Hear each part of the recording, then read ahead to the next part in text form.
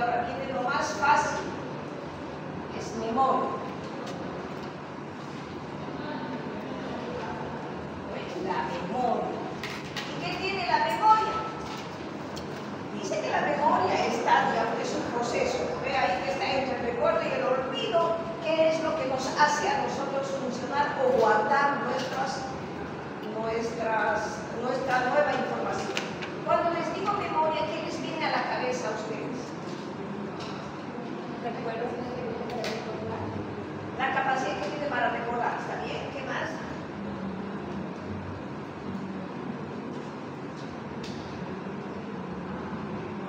Antes de recordar, ¿qué hacemos? Aprender. Ya, cuando aprendes, ¿qué haces?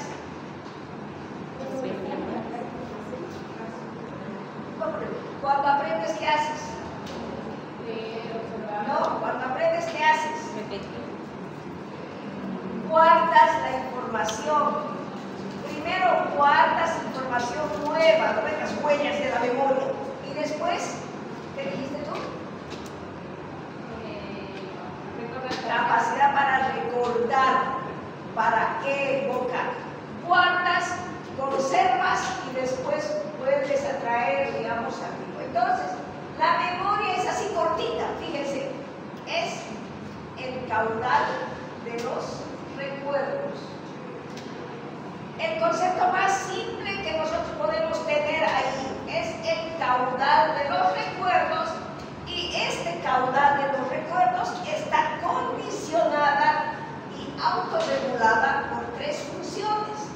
La conciencia también tiene tres funciones, ¿se acuerdan? La memoria también tiene tres funciones. ¿Cuáles son? La capacidad de fijación, que es la de guardar. La capacidad de conservación y la capacidad de evocación. Estas tres funciones de la memoria son muy importantes y tienen que trabajar correlacionadamente una con otra. La capacidad de fijación va a depender, digamos, de la intensidad de la experiencia. Ustedes fijan toda la información que reciben. No, fijamos lo que más nos interesa, sí o no. Y para que nosotros fijemos, obviamente, la intensidad tiene que ser bastante alta. Un ejemplo, ¿han visto los eslogan o la propaganda de Coca-Cola? ¿Por qué es tan pegajosa? Porque es fácil de memorizar, es atractiva a la vista y siempre está, digamos, en movimiento, no es estática, ¿se acuerdan? ¿No ven? Por eso es que si uno piensa en Coca-Cola, siempre cualquiera de las propagandas me sale a la cabeza, me viene a la mente. ¿Sí o no? Como hace rato les he preguntado, digamos, de conciencia, parece que no vinieron a clases, ¿no? No nos interesa todavía, por eso no hemos memorizado, pero para el examen con seguridad van a estudiar. Entonces, la capacidad de fijación va a depender de la intensidad de la experiencia. Esa experiencia tiene que despertar el interés en ustedes. Y cuando despierta el interés en ustedes se llama atención, es la capacidad que cada uno tiene de fijar, digamos, las cosas que le interesan. Y también depende de la repetición de la información. Como que cuántas veces estudias para que tú recuerdes, ¿cuánto es tu límite? Sí, 3 veces. En las 3 veces ya te sientes satisfecha. No, más una cosa cuando En la primera vez que estudias, tú rayas o haces, digamos, mnemotécnicos, algunos conceptos pequeños, definiciones pequeñas. Y después de eso, ¿qué haces? ¿Estudias eso nomás ya o vuelves a leer todo el libro? Solo definiciones. Es una forma que tienen muchos de estudiar y que debería ser. Uno, leer a conciencia todo el libro completo y sacar, digamos, resúmenes de ahí, las cosas más importantes que te han llamado la atención. Por eso es que mucha gente estudia en grupos, ¿no? Tiene su grupo de estudios. Entonces, si a ella le llamó la atención, digamos, la capacidad de fijación, el otro hace conservación y el otro hace evocación, y los tres juntan, digamos, sus resúmenes para hacer uno solo. Porque a veces no se puede también hacer todo en uno, ¿verdad? Entonces, si ven, para la capacidad de fijación, entonces, el estímulo ese que ustedes quieren guardar tiene que ser lo bastante interesante, atractivo y repetitivo para que ustedes puedan guardar esa información. Sí o sí tiene que ser así. Porque todo esto también no se vaya a olvidar, que con algunas enfermedades vamos a perder. La capacidad de conservación o de guardar la información nueva es conocida también como memoria inmediata o a corto plazo. Es lo que más rápidamente se recuerda, ¿no? Y esta también puede dividirse, digamos, en memoria remota o a largo plazo. Entonces tenemos información inmediata e información remota. Y todo esto, digamos, para que funcione bien, tiene que ver en la memoria a corto plazo el lóbulo temporal, el hipocampo, los tubérculos maxilares tienen que estar funcionando muy bien para que nosotros tengamos una muy buena memoria a corto plazo. O sea, es la memoria esa rapidita, la que leemos al último nomás y vamos al examen, ¿no? Esa es la memoria a corto plazo. Y la memoria a largo plazo, obviamente, no solo tiene que tener eso bien, sino también que tiene que consolidarse, que las sinapsis neuronales de nuestro cerebro tiene que tener una muy buena cantidad y traspaso, digamos, de información mediante el RNA. Seguimos viendo, para tener una buena memoria, esos lugares, digamos, de la parte del lóbulo temporal, el hipocampo y los tubérculos maxilares tienen que estar bien, no puede haber, digamos, ningún daño orgánico a ese nivel para poder guardar información nueva. Ahí se guarda la información nueva. Ya para la información antigua, la más larga, a largo plazo, tiene que estar todo eso y también tiene que estar, digamos, las sinapsis bien estructuradas en las neuronas para que el RNA mensajero pase de una a otra. Muy importante. Y la evocación, digamos, se supone que es, digamos, la recuperación de nuestros recuerdos guardados. Esta evocación puede ser espontánea, especialmente en etapas de relajación mental, digamos, y puede ser también involuntaria cuando, digamos, los recuerdos son extraídos con interés. Nosotros tenemos la capacidad para guardar información nueva y antigua, ¿no? Y también tenemos la capacidad para evocarlas. Va a depender de la intensidad de lo que queremos nosotros traer a la luz, lo que va a funcionar nuestra memoria. Por eso se dice que la memoria está llena de huellas genéticas. O sea que todas las cosas que nosotros hacemos aparentemente se guardan ahí.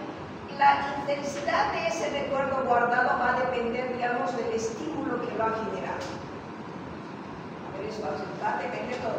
Pero se dice que instintivamente guardamos todo, solo que hay cosas que no las recordamos adecuadamente o no las recordamos de por vida. Y lo que más recordamos es lo que hemos guardado con mayor intensidad, con mayor interés. Todo esto es en cuanto, digamos, a la memoria. Ya sabemos que la memoria es el caudal de los recuerdos y está condicionada y autorregulada por tres sectores que son, digamos, la capacidad de fijación, la capacidad de conservación y la capacidad de evocación, digamos. Y que las estructuras neuronales, como ser el lóbulo temporal, los tubérculos maxilares, el hipocampo, las sinapsis de las neuronas tienen que estar muy bien desarrolladas, tienen que estar activas sin ninguna lesión para que la información se guarde, digamos, a cabalidad. ¿Está bien? Ya aquí he hecho 3 preguntas, por si acaso.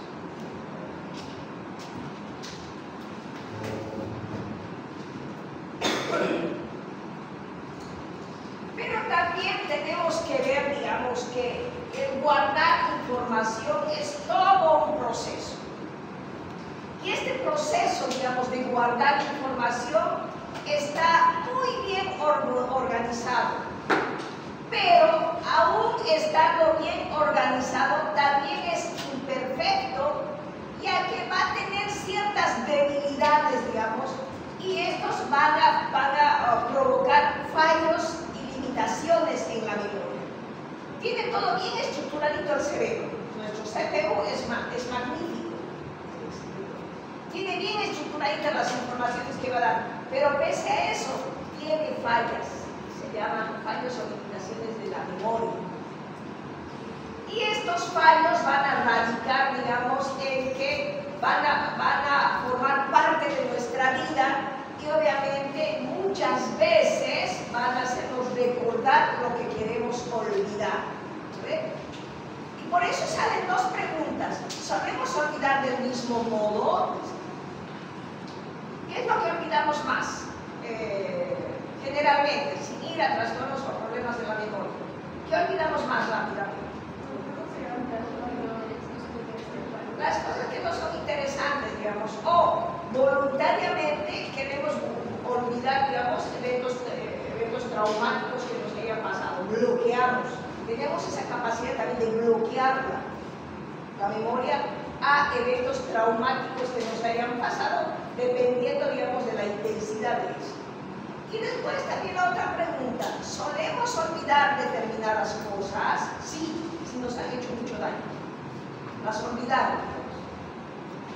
Entonces, se basa, digamos, en una premisa que dice que los fallos de los recuerdos siguen dos reglas básicas. ¿Cuáles son esas dos reglas básicas? Uno, se olvida más fácilmente lo que nos es indiferente o desagradable. Nosotros los seres humanos tenemos esa capacidad de olvidar lo desagradable. Un ejemplo un poco traumático para niños que han sido abusados de pequeñitos tienden a bloquear eso y olvidarlo totalmente. Y tiene que haber un evento traumático fuerte en la adolescencia o en su adultez que trae, digamos, a la luz eso. Si no, olvidan totalmente. No todos, algunos que tienen esa capacidad y se olvidan así que completamente. Bueno, se puede. Pero también la otra regla básica es la que sigue la ley de Ribot. Y Ribot dice, acuérdense, Ribot dice que se olvida más fácilmente lo antiguo que lo moderno. O sea, todas las cosas antiguas. Esa es la ley de Ribot, que se sigue también. Como les decía, respecto a esos recuerdos desagradables, muchas veces llegamos, digamos, a reprimir estos recuerdos y obviamente es como un mecanismo de defensa para nosotros. Es una especie de olvido especial que directamente está orientado, digamos, a disminuir el conflicto, a mitigar el dolor de esa situación. Y esta represión, como se llama, es una especie de olvido activo, selectivo, defensivo del ser humano. Nosotros, como seres humanos, tenemos como 24 mecanismos de defensa que ya están bien instaurados, digamos, de los cuales unos 12 a 14 debemos manejar bien. La negación, la progresión,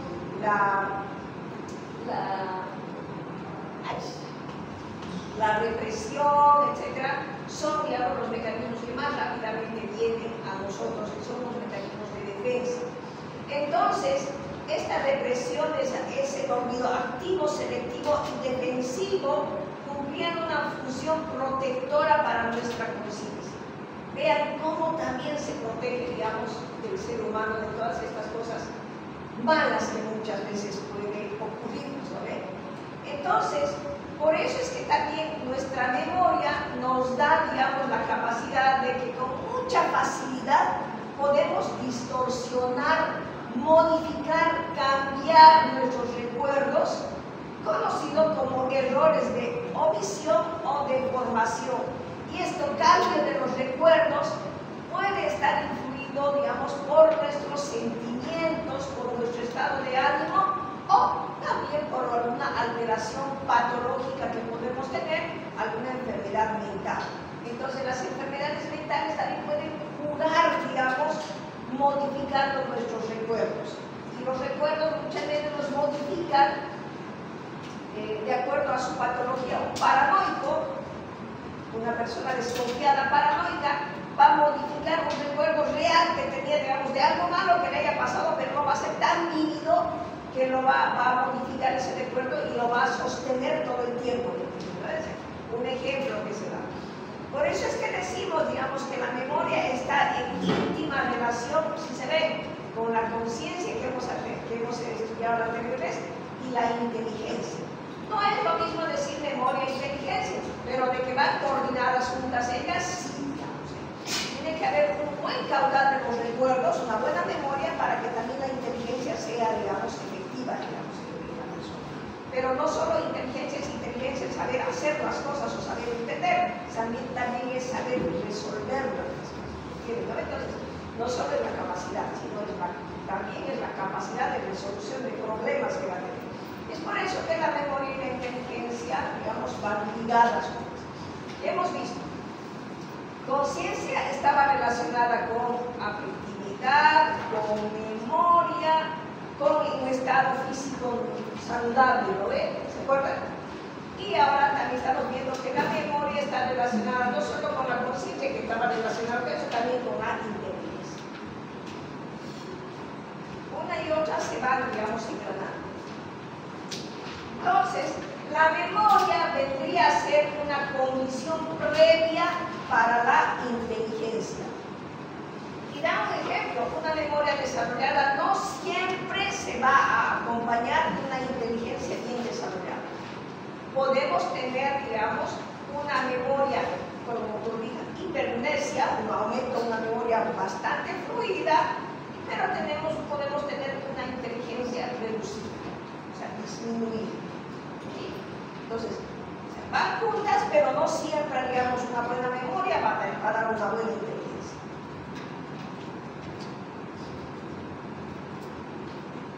Voy a bajar todo porque quiero que tengan este cuadrito y que no se olviden que en el texto también está. Los trastornos de la memoria se van a dividir en amnesias, hipermnesias y paramnesias.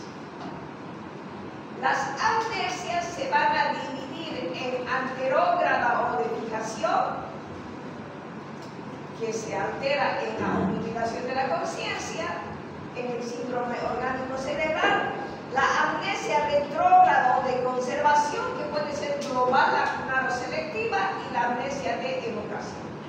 ¿Qué es la amnesia? Vamos a ver posteriormente. Es el debilitamiento o la disminución de la memoria.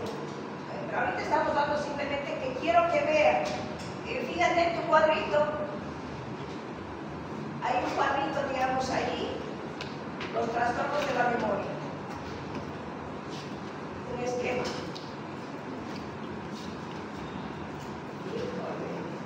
Es un esquema que está ahí. ¿Dónde está memoria? Te dejé con memoria. Ya lo cambió. Pero cuando tengan van a ver el esquema. Esto es en general lo que les digo. Las hipermnesias tienen que ver con la pseudohipermnesia, con la criptomnesia y con la epnesia. Y las paramnesias tienen que ver con los falsos reconocimientos, con las confabulaciones y con la mentira patológica o pseudología fantástica. Este esquema ustedes lo tienen que conocer así como está, que ahora vamos a ir desglosando uno a uno. Hemos visto, ¿verdad? Entonces, están las amnesias, están las hipermnesias y las paramnesias, y cada una, digamos, tiene sus identidades. No se olviden ahí. Ya vamos por la cuarta pregunta, creo. Quinta. Les he dicho.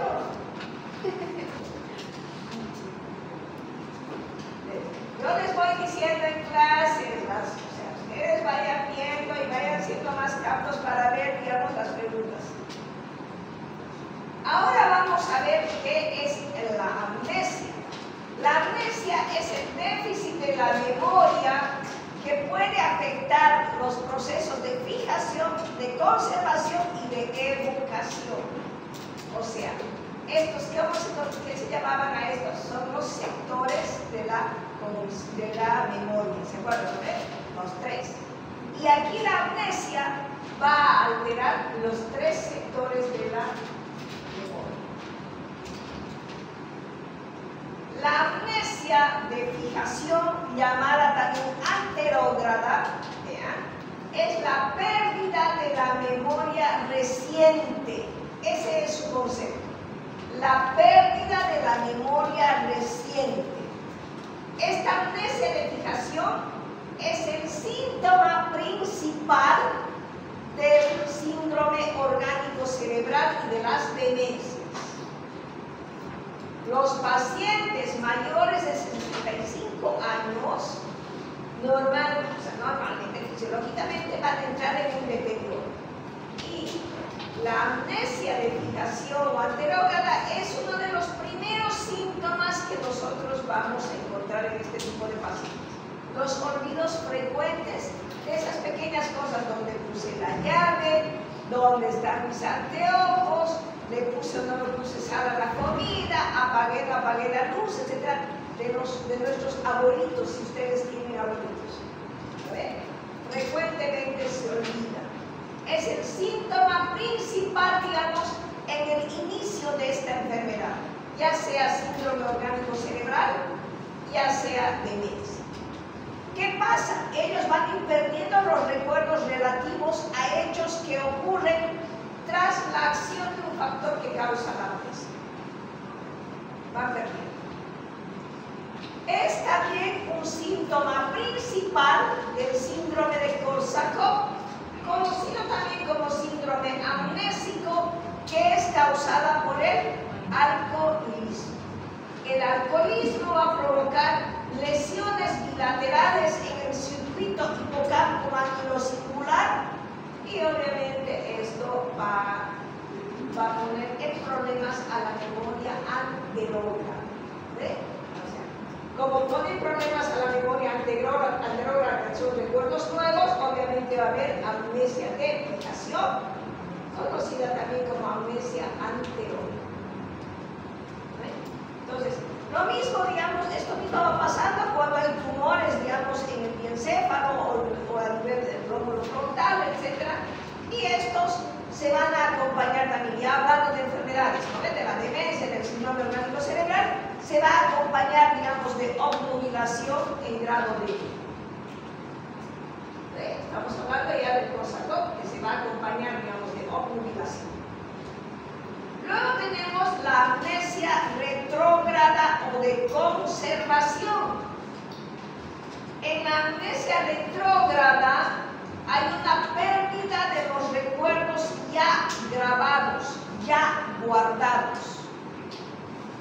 Se pierden los recuerdos que ocurrieron con anterioridad y esto causó la amnesia.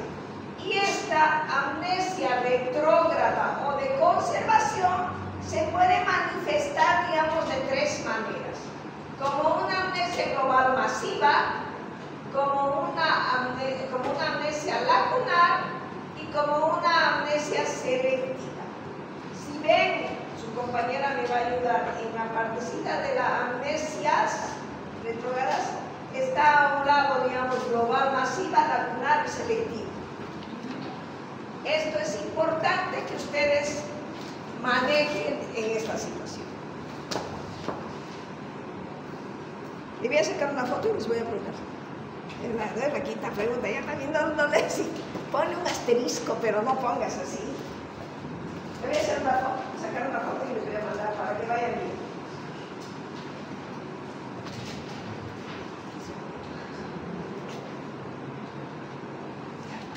Estamos en...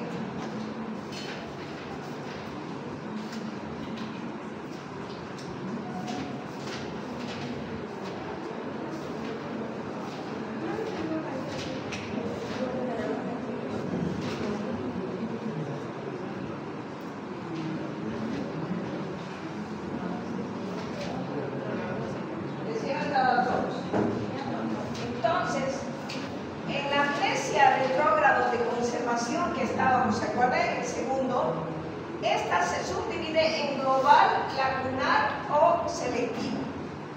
Entonces, la amnesia global, considerada o llamada también masiva, es donde se pueden llegar a perder los recuerdos de todo el pasado del individuo.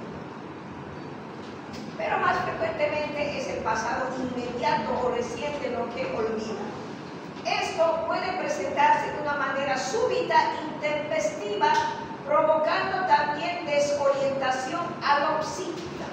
¿Qué era la desorientación alopsíquica? ¿Qué era alop? ¿Tiempo y espacio? ¿Y auto era? Hemos dividido en dos, la orientación no se olvide. Entonces, van a provocarles una desorientación alopsíquica, que muchas veces esta desorientación alopsíquica se puede presentar con hemiparesias que pueden durar 24 horas o más, digamos. La causa principal de esta amnesia global masiva puede ser, digamos, un traumatismo cráneoencefálico. Una vez resuelto este problema del traumatismo cráneoencefálico, puede recuperar, digamos, en su totalidad la memoria. En algunos puede quedar una amnesia residual todavía de algunas cosas. En otros, esta pérdida global o masiva de la memoria puede seguir un curso lento y gradual, y puede ir perdiendo, retrocediendo más, hasta perder los recuerdos más antiguos. ¿Qué es lo que provoca esto? Provoca, digamos, un paciente que haya tenido un daño cerebral por arteriosclerosis o el abuso de alcohol, digamos, que pueden hacer, digamos, que la memoria se vaya perdiendo más y más dentro de esta amnesia global masiva retrógrada. Eso tenemos que ver, digamos.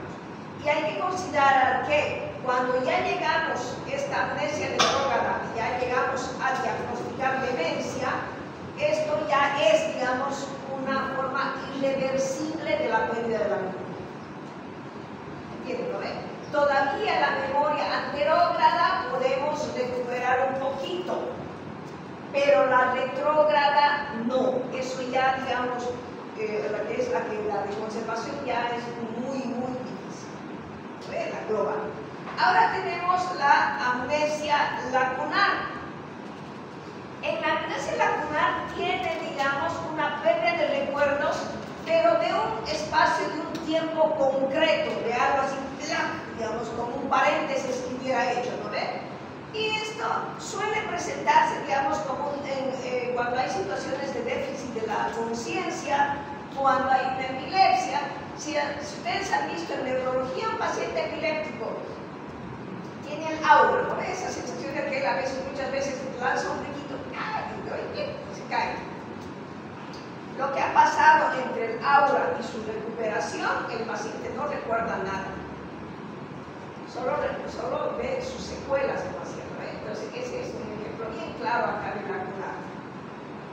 Es concreto, es breve, se presenta, digamos, en las crisis epilépticas o también en pacientes con traumatismos cráneoencefálicos.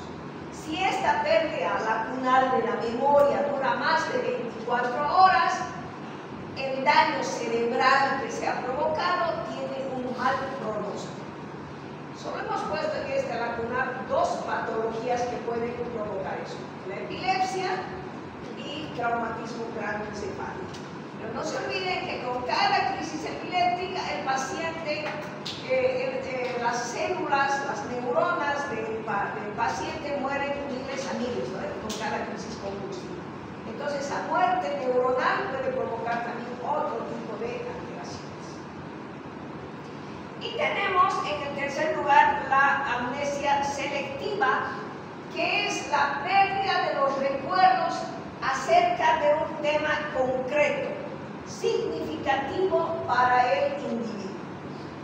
Es como que cuando algo malo te ha pasado y no quieres recordarlo porque ha sido desagradable, doloroso, y es considerado esta amnesia selectiva. como amnesia psicógena. El ser humano, para protegerse, decide internamente olvidarlo, bloquear ese recuerdo. ¿Sí? Y esto puede darse la amnesia psicógena en diferentes situaciones traumáticas y también, digamos, por bloqueos emocionales que puede pasar en el ser humano. La amnesia psicógena puede ser desencadenada también por factores psicosociales.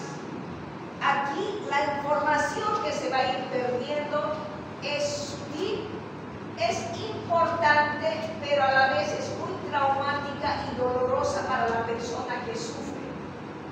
Aquí no intervienen, digamos, agentes que causen daños cerebrales. Es más, digamos, desencadenada por factores psicosociales. Y dentro de los psicosociales, acuérdense de todos los factores dañinos que pueden llegar a un ser humano, sea hombre o mujer, niño, niña, etc. Por lo general, esta amnesia psicógena es localizada en un periodo de tiempo, pero en algunas ocasiones puede llegar a ser generalizada, en donde el paciente o la paciente olvida todo su pasado, incluyendo su propia identidad. Esto se puede presentar en casos de simulación, en casos de mentirosos patológicos, pero también se ha visto, no muy seguido, muy rara vez que lo han descrito en los libros, personas que han olvidado totalmente su vida anterior y han hecho una vida nueva, con familia nueva, con trabajo nuevo, todo en un lugar distinto, pero que no recuerdan nada. Y como lamentablemente no hay cómo, digamos, hacerte recordar la otra parte de Dios, entonces no hay cómo censurarse si realmente podría ser una simulación bien planificada, digamos, pero que no haya en el electroencefalograma, en el electrocardiograma, no hay un poco ni un ápice, digamos, de que están mintiendo, no nos sale, digamos, una reacción, no tenemos como ver, pero se han dado, digamos, casos. Tenemos luego la amnesia de evocación, que es la tercera, ¿se acuerdan? ¿No? Estamos aquí en la de evocación. Les he mandado la cosa. En la amnesia de evocación, conocida también como afasia amnésica, que no sabe cómo recordar, está caracterizada porque hay un empobrecimiento del lenguaje y hay una incapacidad para reconocer objetos ya conocidos anteriormente. Sabe qué es, pero no puede decirlo. Uno le dice, mire, ¿qué es esto? Mire, él está ahí, se esfuerza, digamos, sabe que es un libro, pero no puede decir que es un libro, y aún conociéndolo. Amnesia de evocación. La amnesia de evocación también se puede presentar, digamos, en la epilepsia, cuando hay una afectación de lo que es el lóbulo temporal, donde obviamente acá en esta afectación vamos a ver, digamos, más específicamente en la enfermedad de Alzheimer. Cuando el lóbulo temporal se afecta, entonces, digamos, la demencia va a ser un poco más cruda, más fuerte. Doctora, ¿la amnesia psicógena se puede recuperar si al paciente se le hace recuerdo de lo que no se acuerda, un trauma? ¿Te has dado cuenta? No hay un daño orgánico, no hay un daño cerebral, es más por problemas psicosociales. Entonces el paciente, o sea, normalmente en muchos de estos casos hacemos lo que antes hacía la hipnosis, ¿no? Para ver qué es lo que le estaba bloqueando para que haga esa situación. Entonces, o se hacen más terapias cognitivo-conductuales para que él vaya asumiendo poco a poco. Se puede recuperar. Por eso no tiene daño orgánico esto. Es la única que no tiene daño orgánico. Es más, digamos, por los factores psicosociales.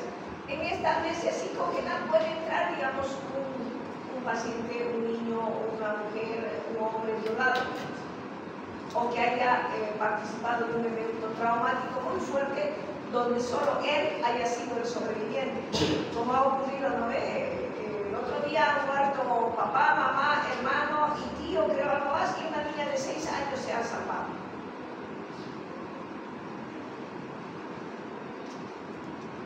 ¿Cuáles son sus recuerdos de esa niña de aquí más adelante? Vamos a tener que analizar. ¿Qué tanto está traumada esa niña? Vamos a tener.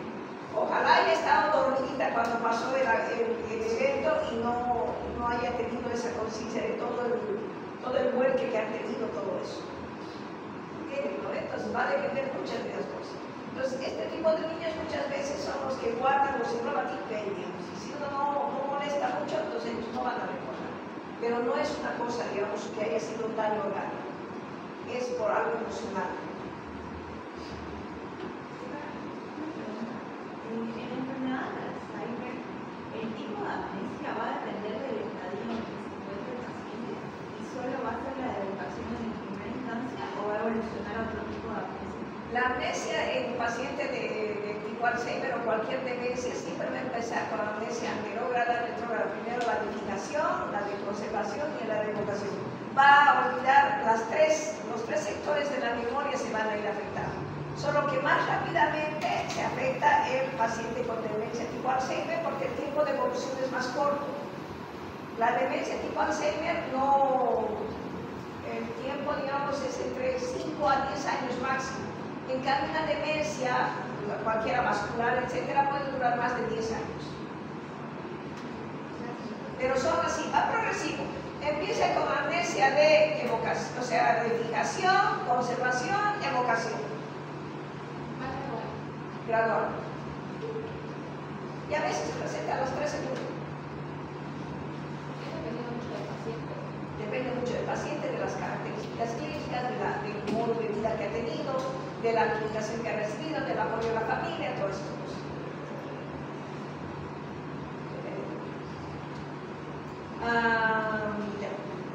Luego tenemos la pseudoamnesia. La pseudoamnesia se presenta, digamos, es otra patología que se va a dar también en pacientes ansiosos y depresivos. El paciente ansioso y depresivo tiene problemas de atención y de concentración. Y parecería que eso influye mucho en lo que es la memoria, entonces hay una sensación subjetiva de pérdida de la memoria. Un paciente deprimido, usted no va a poder hacerlo analizar o recordar muchas cosas, ¿entiendes? Parecería que está. Por eso es que nosotros llamamos mucho, digamos, esa parte como pseudodemencia o pseudoamnesia, porque hacemos una diferenciación, digamos, con la depresión. Se da medicamento antidepresivo y el paciente vuelve a la normalidad.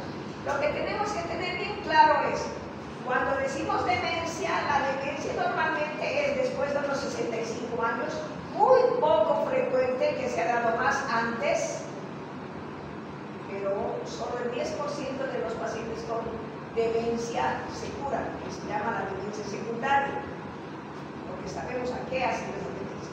En cambio, los depresivos con el tratamiento rápido salen a flote, entonces vuelven a recordar. Esa es la gran diferencia con la pseudoamnesia o la demencia depresiva. Luego tenemos el segundo grupo, que serían las hipermnesias. Y las hipermnesias las hemos, digamos, clasificado en pseudohipermnesia, en criptomnesia y la ecmnesia. La hipermnesia, si analizamos el concepto, es poseer una muy buena memoria. Poseer una muy buena memoria es tener una gran disponibilidad para poder recordar voluntariamente los recuerdos.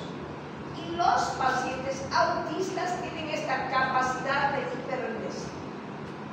Ellos recuerdan hasta detalles mínimos. Parecería que no están aquí como nosotros, ¿no ven?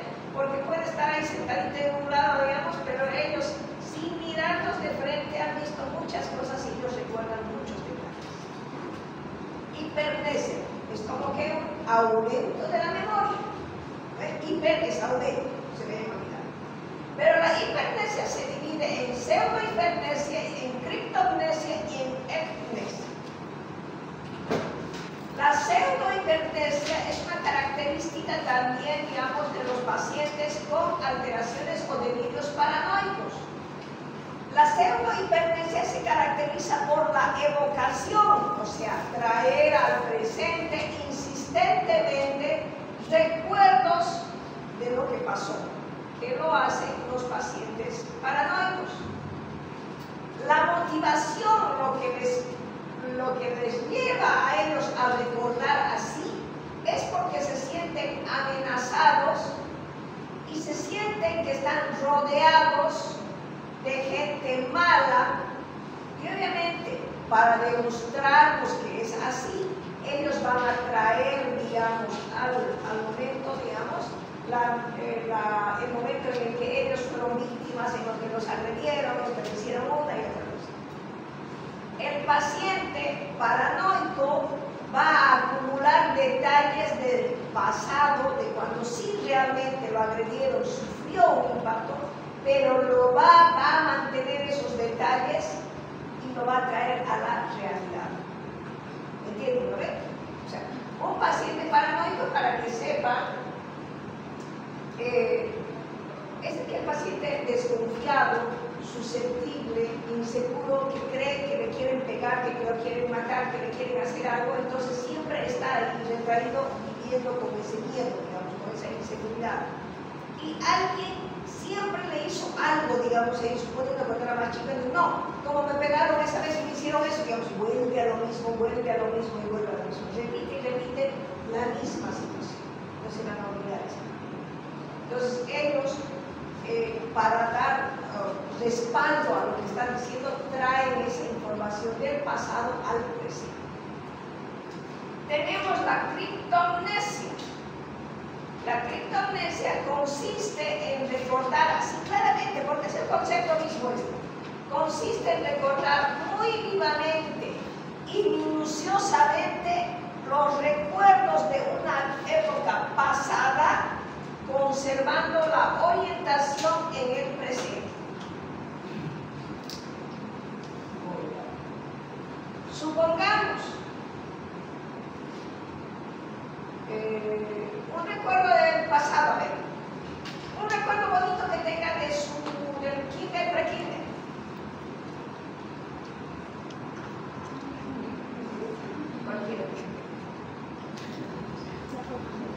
Algún recuerdo que quieran así, pero lindo, lindo, lindo.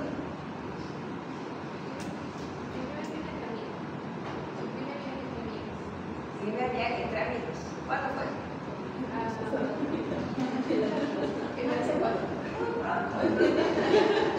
Pero por ahí.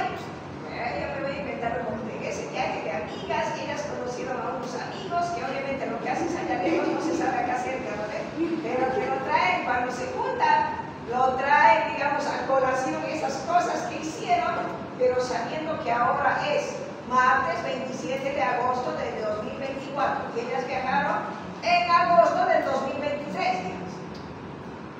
Ahora estamos de vacaciones. Un ejemplo, digamos. Pero acá este ejemplo lo vamos a llevar, digamos, a la infancia, o sea, más adelante. Entonces ustedes van a recordar ese evento bonito, digamos, como igual se recuerdan eventos traumáticos, pero en esta época, sabiendo que hoy es esta época, sin perder la orientación en el presente, sin perder. ¿Ya? Y esto se presenta, digamos, en estados disociativos de la conciencia, en estados crepusculares histéricos, he dicho, no pierden la conciencia, ¿no ven? En epilépticos, en estados hipnóticos y en descompensaciones maníacas del trastorno bipolar, donde no se pierde la conciencia en ningún momento.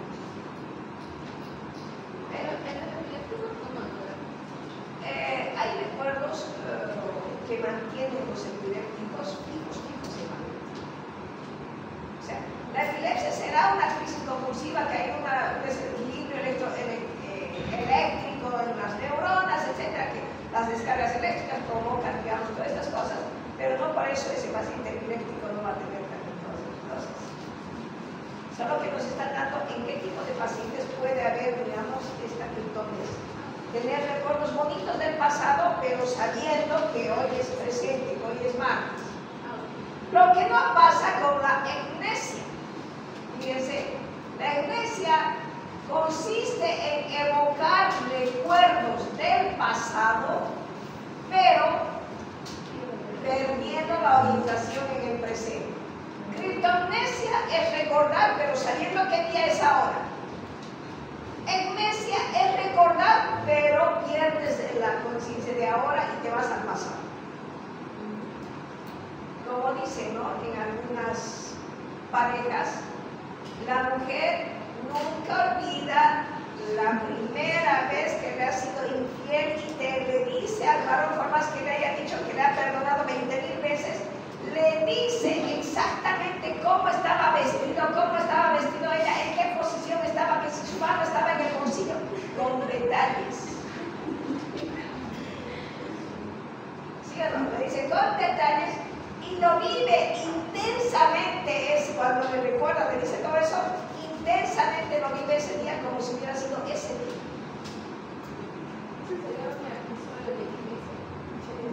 Fisiológicamente sería una iglesia.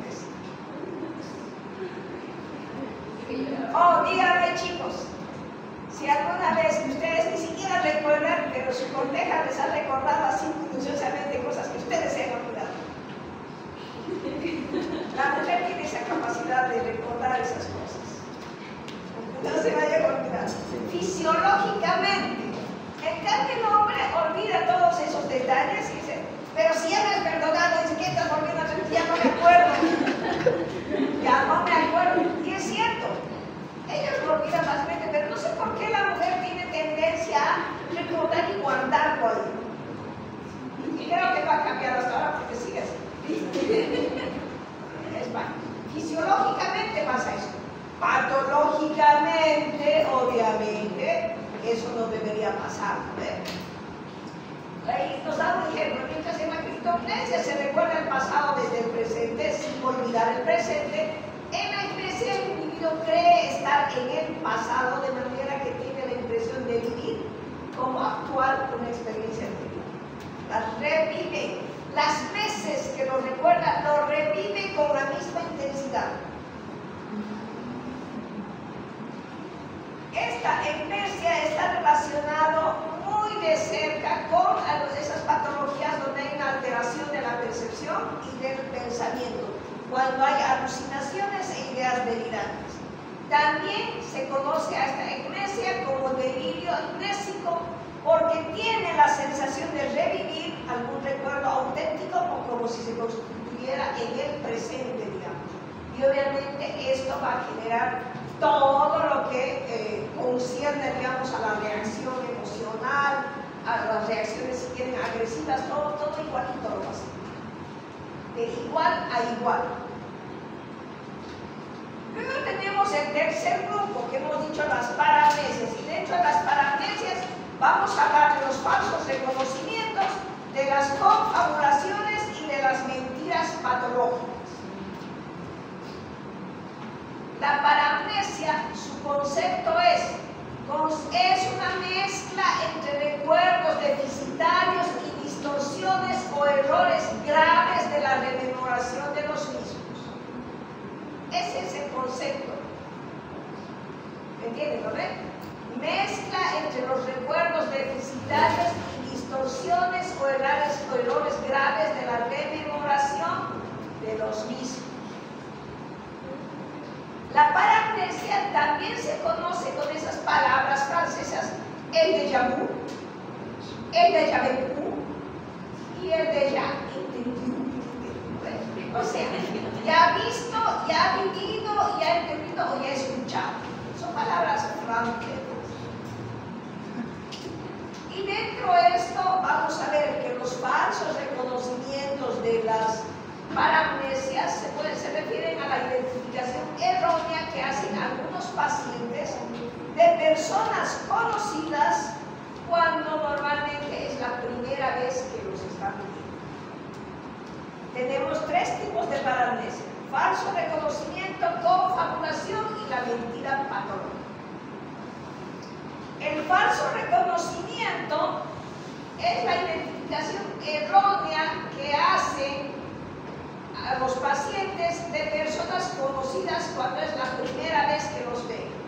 O bien también pueden identificar objetos como iguales o como que otros habían visto anteriormente, cuando en realidad se trata de que es la primera vez que están viendo ese objeto.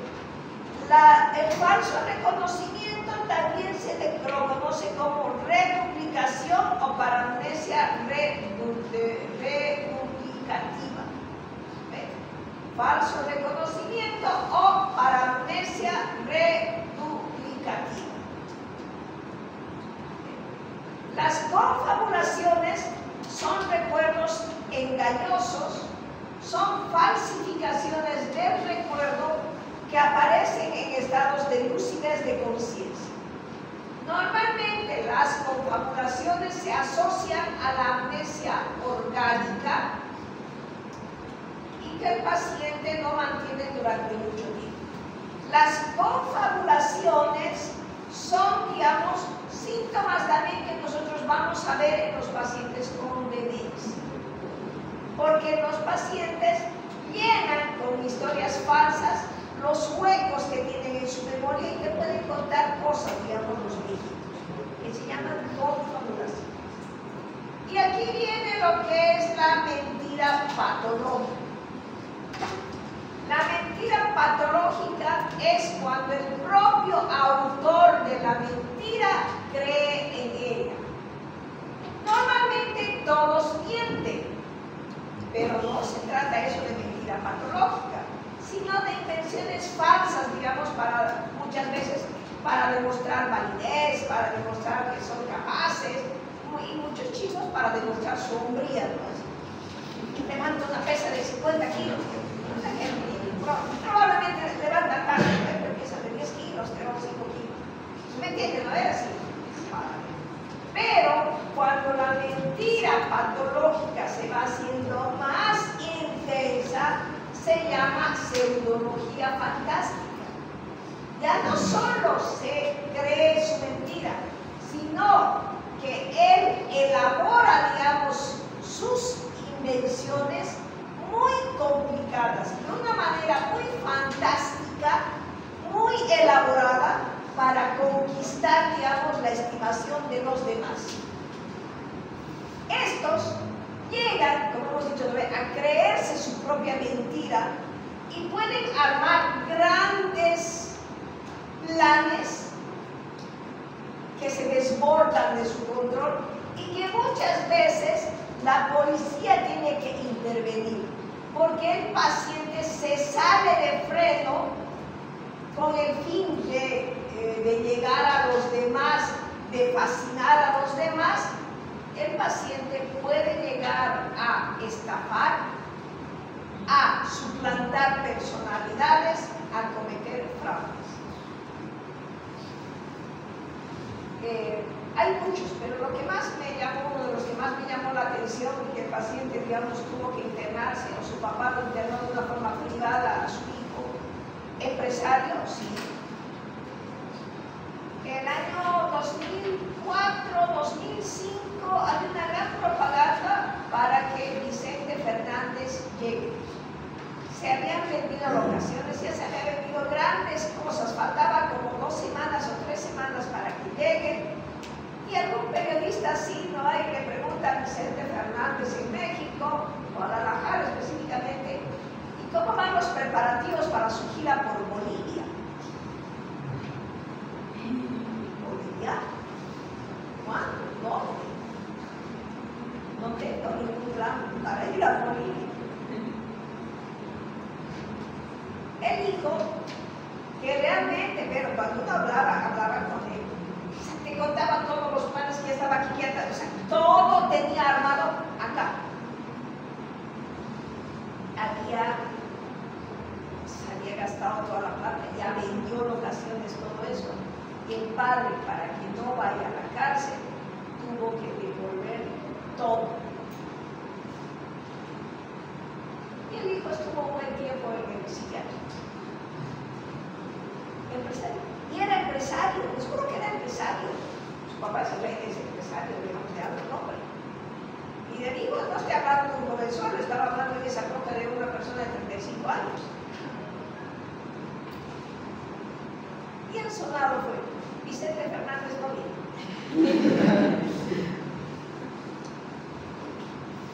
Y eso es todo lo que se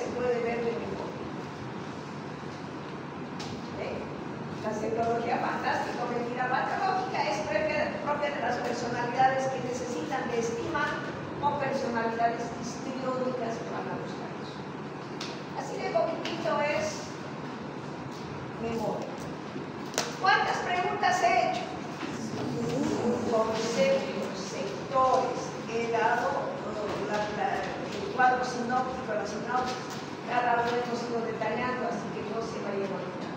La diferencia entre criptomnesia y eunesia es que criptomnesia mantiene, digamos, la conciencia de la fecha y la eunesia pierde la conciencia de la fecha. No se vayan a olvidar. ¿Sí? Muy bien. Entonces, a lo que les decía, chicos, vayan ustedes acordando, recordando, digamos, temperamento, actitud, es lo que hemos hecho en semiología. Semiología, esas preguntas son de semiología.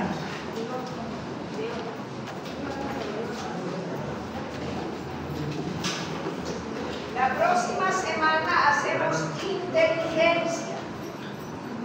Después de inteligencia hacemos afectividad y damos examen. Examen primer parcial. Damos inteligencia. El primer parcial lo tomo de las cosas más fáciles, más bonito eso. Para el segundo parcial vamos a tener percepción, que es un poquito árida sobre alucinaciones, ilusiones. Pensamiento, que es un poquito complicado también que va a venir. Entonces, este primer parcial hemos hecho generalidades, hemos hecho conciencia, ahora estamos